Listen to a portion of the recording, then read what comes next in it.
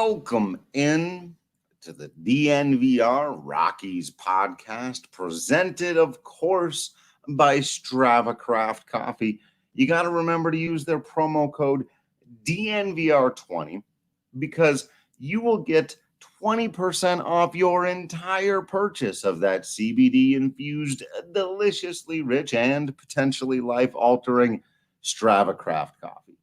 I am your host, Drew Creasman. I am the managing editor of DNVR Rockies. I'll be riding solo for the final time during this regular season. Patrick Lyons will be back with us and at it for the rest of these. But for this episode, we have got to discuss a 7-2 victory for your Colorado Rockies over the San Francisco Giants in one of their better played games of the season from beginning to end. And that's actually now twice in a row that we've said that for your Rockies, which is utterly bizarre considering it also comes now that they are without Nolan Arenado and it being made official today that Nolan Arenado has indeed been placed on the IL, and so they will be without him for the remainder of the season. But the team so far responding well with 6 and then 7 runs of output, and doing it today with contributions up and down the lineup. In fact, a further ironic wrinkle to what the offense has done without Nolan is that in this game, they also did it while Raimel Tapia and Trevor Story broke long hitting streaks that they'd been on, or at least decent, hitting streaks that they've been on. As I've talked about several times on this podcast, Raimel Tapia has been an on-base machine and a consistency machine. And this was just the 4th time in 36 games since he's been moved to the leadoff spot that he did not get on base. And despite that, the Rockies, were still able to put up the big number of 7, doing it without their leadoff man who's been super hot since going there, and without Trevor Story. Really quality stuff to just be able to get enough out of a couple of hits from Pilar, including a big home run, base hit for Blackmon, and him coming around to score one. We know, again, Josh Fuentes continues to get it done with a big hit there, especially early on. And I think those 2 early runs were especially important for the Rockies. Getting them with 2 outs, as we've seen, has been such a big problem. 2 outs, runners in scoring position, coming up with the hit. Josh Fuentes comes through with 1. He's been great at that lately, showing a little bit of those clutch genes maybe. And Ryan McMahon making sure that it wasn't just the one, that they didn't, scratch out just the 1 run early and feel like they're kind of hanging on by that. By getting the second one, I feel like that was really, the kind of opportunity we've seen Colorado miss for most of the season. And so big stuff early on from Fuentes and McMahon. Obviously, the big swing of the bat came there in the 5th? Yeah, it was the 5th inning where Elias Diaz, who has shown you again that, and I'd been on the other side of this debate a little bit, never in favor of Drew Butera, though. I always understood Drew Butera's placement on the roster. I never understood why he was getting so many starts, especially over Elias Diaz, other than the possibility that he maybe wasn't 100% healthy early on. There had been some questions about that, and he didn't get a full, I almost said spring training, summer camp, whatever we ended up calling it. And also there have been some questions about his defense. But boy, I tell you what, when you see what Fuentes and Diaz have done, not just today, but really when given regular at-bats, they've produced. They've produced offense that the Colorado Rockies have desperately needed. And it's difficult not to go back and ask the question, what might this team have looked like? Might they have been able to better endure the storm of not having Arenado or not having a healthy Arenado, certainly not having a healthy and productive Nolan Arenado. Could they have done that if they'd made a much earlier decision to give more plate appearances to Diaz and Fuentes rather than so many for Wolters, Butera, and Daniel Murphy? That's one of those questions that's really going to haunt this team, especially if they don't go on a magical end of the season run here and kind of win out and sneak into it and do some things. If they're really feeling terrible about themselves in the offseason, that'll be one of the small questions, not one of the big roster construction questions. That's more for the day-to-day management of the team. What could they have done? And it's really looking like those guys are just much, much more reliable offensive players than who the Rockies have been trotting out early in the season. And that's hurt them before, but it helped them in this one tonight. Diaz with the big 2 RBI hit there that kind of blew it open. And, I said this on Twitter. It's a good opportunity for me to call myself out just a little bit and not really call myself out. I'm really trying to be consistent here, but people have often argued that I make a big deal out of the umpiring when it costs the Colorado Rockies, and that's true. But that there was a really, really, really egregiously bad call in that at bat for Elias Diaz. He got an 0-2 changeup from Johnny Cueto that was unquestionably a strike. It was there. The strike zone was garbage all night, kind of for everybody, and super inconsistently. Like there wasn't one spot that the umpire was missing. There was he was just bad. There was that Charlie Blackmon at bat where 2 pitches way out of the zone were called strikes, and then on a full count pitch, one that caught the zone was called a ball. And I think because the umpire knew, I can't ring him up here. I can't. Bud Black's going to come out here and fight me. But still, that pitch to Diaz, if I'm Johnny Cueto, now the Rockies were already up 4-0 at that point, right? So it's not an absolutely game-swinging pitch, but they call that slam distance. Bud Black, a lot of players, it's an old thing, but Buddy always calls it slam distance. You're within slam distance at 4-0. It's kind of like, the difference in an NBA game. If you're down 7-0, that's a much bigger deal than being down 6-0 because it's the difference between 2 possessions and 3 possessions, even though it's just 1 extra point, right? So when you go over that 4-run threshold, you're kind of doing that. You're basically, if you go over 4 runs up, you're taking out of the equation, and this is important for the Rockies, the ability for one guy to walk the bases loaded and give up a grand slam, and now the game is tied. If that happens after that Elias Diaz hit, you're still up 2-0. And so that's a huge call, and it was very swing-y.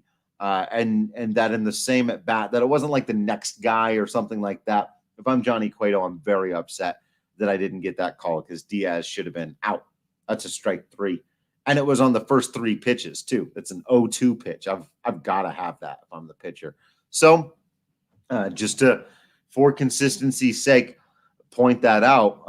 Not only did the Rockies catch a break there, they caught a little bit of a break that ball glanced off of the glove of Alex Dickerson in left field, but hard to argue the Rockies have caught a ton of breaks this season, and so they're going to take them where they can get them. Got a couple there, but again, hard to argue that's even totally what swung the game, considering the Rockies already had 4 runs and the Giants ultimately would only score 2. And the reason that they would ultimately only score 2 is because of tonight's Draft King of the game. Remember to use that promo code DNVR20.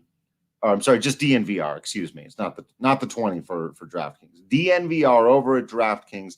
They'll hook you up with some awesome promos. Germán Márquez, 6 innings pitched, 5 hits, 1 earned run surrendered, 1 walk, 3 strikeouts. Didn't have his best strikeout command. It's interesting. I was about to say he didn't have his best strikeout stuff, but I didn't want anyone to overly, literally interpret me because his fastball was touching 98 and his breaking pitches were still doing what his breaking pitches do. To my eye, German Márquez was simply throwing too many pitches that started a little bit too far out of the zone. He was getting ahead in counts, which was good. He was mostly locating his fastball and at 98 miles an hour, which was good, but he wasn't getting a ton of swings and misses on the fastball. So he was looking for those on the breaking pitches.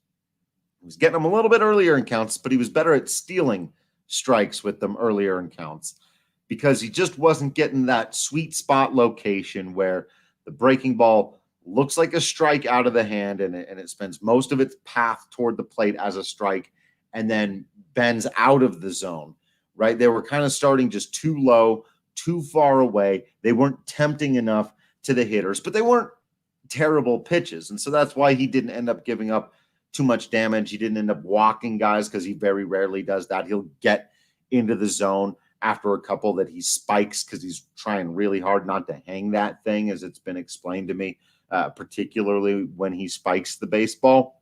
But he just wasn't finding the sweet spot in the location to create the strikeouts, but the stuff was still fantastic. And that's why you saw only one extra base hit for the Giants against him, and that was Alex Dickerson, who continues to be fantastic against the Rockies. He's having a nice little season in general, and he was celebrating the birth of a child. And you always know guys are going to come back and do a lot of great things. And so you really do, you know, when you're on the winning side of a 7-2 game, you can go, hey, you know what? Tip your cap to Alex Dickerson. Congratulations. You had a great game.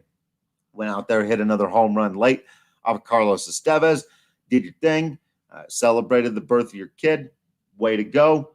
Provided most of the Giants' offense tonight. And it ended up really not mattering because it was still a very, very comfortable win for your ball club. But that was it. That was the only real blemish on Márquez's resume. They did manage to scratch a run against him late. Again, that's going to happen when ground ball singles find the hole.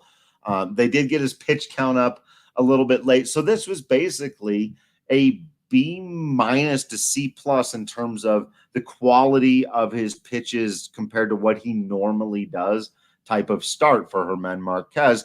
And the results were fantastic. And that's how you know he's starting to work back toward, if he could have come out there tonight with his A stuff, he might have been able to throw another complete game in San Francisco, because there were moments where he was flirting with that type of thing. The pitch efficiency was fantastic until the 5th and 6th inning. They really started driving him up there. He wasn't able to find the put away pitches. He was struggling a bit there. And because of that, it's kind of, in a way, almost disappointing he wasn't able to go the 7th inning. Honestly, early on, you thought he was easily going to get 7, maybe 8. And we know, and we even saw a little bit there with the Rockies bullpen, that just the more you can get out of that starter, the better, right? But all things told, got to tip your cap to the draft king of the game, and it's got to be German Márquez, despite the 7 runs scored, because, as I said, it's like nobody came out and hit a 3-run jack. Pilar had an impressive game with the home run, and he got that first rally started with a single up the middle, but a single up the middle and a solo jack, is usually not enough to get you king of the game. Josh Fuentes, like I said, that's a big, big clutch moment hit. Hard to be clutch in the first inning, but it is. Teams that score the first run in the game, very, very good records for that. It's a big thing to get on the board first and to get on the board in the first. That's a big thing. And, but again, that's, we got another hit later, but a 2-for-5 day with a run scored and an RBI. Very nice day at the plate, and he continues to be great. But how interesting, right? That for this Rockies team, where the offense has been such a bugaboo and they've had such a frustrating season, that they lose for the remainder of their season the most important player on the roster coming in. You could argue Trevor Story, but that's it. And then they go out, drop 7 runs without anybody doing anything particularly special. Now, getting a base hit with 2 outs and runners in scoring position for the Colorado Rockies this season, that is something special. But, in a vacuum, nobody here, even in general, not 9 base hits for the Rockies tonight. They just threw them out there. They got the 1 balk. That helped. And Sam Hilliard was able to kind of help create a run out of nowhere there for a minute. But, Tapia is still going to bring him in. Now, he did strike out in that plate appearance, but I still think Top's going to get a ball on the ground if Hilliard's still standing there. But that's amazing. Like, you've got to give the king of the game to a starting pitcher, because as we've seen, as the Rockies have proven over and over again, you got to get the 3 outs every time. And 7 runs isn't always enough for this team. And bullpens can absolutely implode. And the Rockies didn't tonight. So you can toast your Breck brew on this evening. Grab yourself an Avalanche Amber. I've been drinking the Hot Peak IPA a little bit lately too. Great stuff. Whatever you do, you're going to head out there to the farmhouse, drink it down at the DNVR bar. Get yourself a 15-can sampler pack if you're not sure which one's for you. And, try not to go through them too fast when your bullpen's out there on the mound.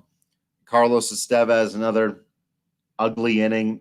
And I actually think that's a great spot for Bud Black to put him in, whether it's this year, next year, wherever. You need Carlos Estevez to be an asset for your team. You need a guy who can bring the kind of heat that he can, who has the kind of swing and miss stuff that he does to get out of this funk that he's in. But you don't want to be putting him into games in important spots. And I criticized them heavily last time they did that. This is a good spot for him. You're up 7-2, or I guess you're up 7-1 at that point. You want him to go out there and shove and regain a little bit of confidence. Doesn't go that way, but he can't bury your team because you're already up by so much. Too bad he wasn't able to finish the inning after giving up the home run, a couple of hard hit baseballs, walking a guy. Bud Black decided he'd seen enough.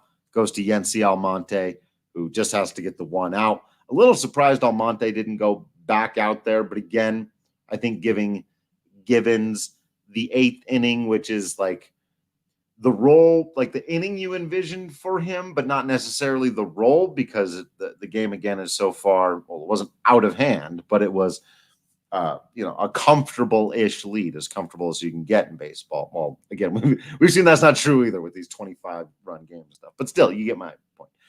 And then Givens has struggled a bit since coming to the Rockies. He's, given up home runs, and I really don't think he's looked terrible, and it's been a small sample size, but the 3 or maybe now 4 home runs that he's given up, that's hurt. That's going to kill your ERA especially, but it definitely hurts, and it has hurt the Rockies. It's cost them, to be sure. I don't think that's going to be who he is. So again, you want to see him go out there, and he really had command issues in this one. Walked a couple of guys, through some very wild pitches, just wasn't hitting his spots, but was able to get out of his inning mostly again because of stuff, because his fastball slider combo is very good, and he was able to throw, I think, just basically what people weren't expecting him to throw. And so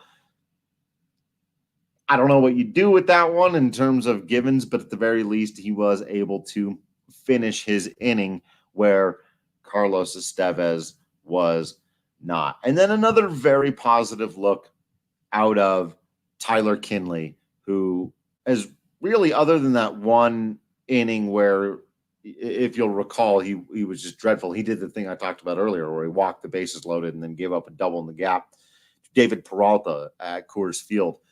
Terrible, terrible inning where he gave up like 8 or 9 earned runs.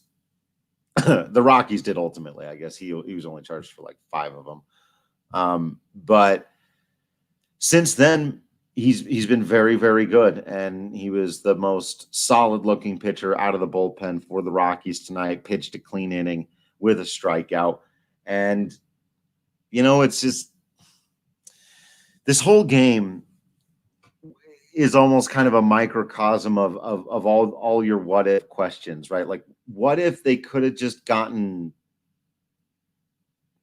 this kind of production, like I said, out of catcher and first base, not all the production. And this is part of, the arguments I've been having back and forth with people about this team and how deeply flawed are they and how much is it really a team of 3 stars and everybody else is just kind of whatever. And, and we talked yesterday about how it's important for Nolan to see this team play without him and how it's important for the fans to see this team without him. By the way, Ryan McMahon made a phenomenal barehanded play at third base today, which had you thinking he looked a lot like Nolan Arenado. But when they do contribute, and again, my point all along has always been, like, these guys don't need to be superstars. And in fact, this year, I don't even believe that Nolan Arenado needed to be a superstar. Now, we know he is, and if he had been, then this team is comfortably in the postseason. And I just very much believe that. Maybe not his fault, probably not his fault if he's been hurt all year, but that doesn't change that from being true. But the other thing that's really interesting is, what can they do without that superstar performance, right? Can they get enough if they play the right guys? And the right guys include Fuentes, Tapia, Elias Diaz, and continues to be, yes, Ryan McMahon, though we know that's been an up and down situation so far.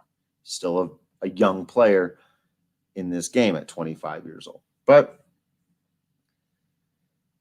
I mean, that was it. No one had to rise to the occasion and be the guy the Rockies count on. That's always the thing, right? I always hear that when I say, these guys can play. And they go, oh, you're counting on Raimel Tapia? You're counting on Ryan McMahon?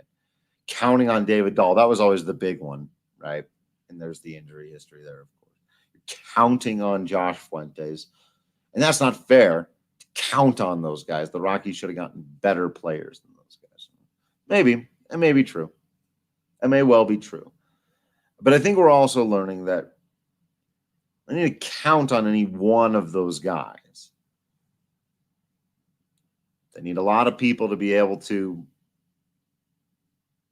contribute something. And these guys have. So it'll be really interesting to see, who we end up believing it's real for and who we end up putting the asterisks next to. That'll be a really interesting conversation, I think, mostly in the offseason. So, and Daniel coming in with a great point here. Everyone ahead of us in the wild card standing lost tonight. He says, big night to pick up ground. Scoreboard watching is fun. And why not? It's all right there. As I said the other day, we have seen crazier things happen. And, this team needed a jolt. They needed a spark. And it's really weird to say that maybe losing their best player might be that spark that they needed. But they're 3 games out with 7 to play. Is that right? Or are they? Yeah. And right now, in a very short 2-game sample size, they're playing good baseball. 2 games in a row now against 2 opponents who are ahead of them in the standings. I guess a lot of people have been ahead of them in the standings right now, but they've been playing well this year. Contributions up and down the lineup, good starting pitching, and a bullpen that just doesn't implode. It's not exactly a magical formula. It just kind of sort of seems to work. And you're not going to get 7 runs all the time, especially at a place like Oracle Park in San Francisco, out of an offensive performance like that. But you're going to get enough to win your fair share of ball games if you just don't go into those slumps. And not just like slumps for a week for individual players. I mean, when the Rockies do that thing in games where they score 2 or 3 runs early and then they get 0 hits for the final 6 or 7 innings of the game. Can't have that. And with this group, while they're not tearing the doors down and they're not hitting big home runs and they don't get the big extra base hits, they're just not going that long without producing something. And with the starting pitching that the Rockies have been getting this year, that could sneak them right back into this thing. So if they want to get a ton of practice and they want to do it totally for free, they got to do what you got to do. That's get WGT Golf totally for free at DNVRgolf.com. It's super fun. I enjoy it. I have a blast with the game. Typically play it on the phone. You can also play it on your computer if you want. Whether you're into playing like full stroke play or closest to the hole, you like world famous golf courses. They got St. Andrews, Bethpage Black, all kinds of cool stuff. It really does feel like being out there. The views are beautiful. It can be super relaxing if you want it to be. It can be really competitive if you want it to be. You can get on there, talk some trash to us and the DNVR staff, talk to people in the DNVR community, have some fun. We have got a 3rd clubhouse open because we've been having so much fun with it. So make sure you come and get on board with that while the getting on board with that is still super hot. We are enjoying the WGT Golf, and the Rockies are enjoying swinging the sticks around right now. Like I said, one last final shout out to Josh Fuentes for continuing to walk that line from, hey, this is a fun story, to that's a guy you need getting important at bats right now. Like, forget all the other stuff. If you want to win a baseball game right now, Josh Fuentes, there's no manager in baseball who wouldn't have made that decision at this point, right? And so you can run his numbers through whatever filter you want. You can talk about small sample sizes as much as you want, but Josh Fuentes is playing very good baseball on both sides of it. And it's hard not to consider a kid that went undrafted and is doing this now a pretty amazing development success story for the Colorado Rockies. Again, it just kind of pinches a little bit that they didn't move to him a bit earlier in the season. And I understand why they wouldn't have necessarily known. And he had some injury problems last year. And in his first stint to the bigs, he looked quite a bit overwhelmed, but still, he's been a contributor. That's for darn sure. So we'll see what happens next. They got 3 more of these things. If they can manage to sweep the San Francisco Giants, they will be ahead of them in the standings. It will remain to be seen to what extent that matters, but that's on the table. So that's kind of fun and interesting. And as Daniel pointed out earlier, there are a few teams in front of them, but none of them are on super hot stretches right now, and none of them are that far out ahead of the Colorado Rockies. Basically, what you're looking at here is the Philadelphia Phillies holding on to that final spot, I think. And yeah, that's what it looks like. And they're right at 500. So, the Rockies getting back to 500 could get them into this thing. Be very, very, very fascinating to see what happens now. Long way to go. Keep scoreboard watching. Keep having fun. Keep following us on social media at Drew Creasman, at Patrick D. Lyons, at DNVR_Rockies.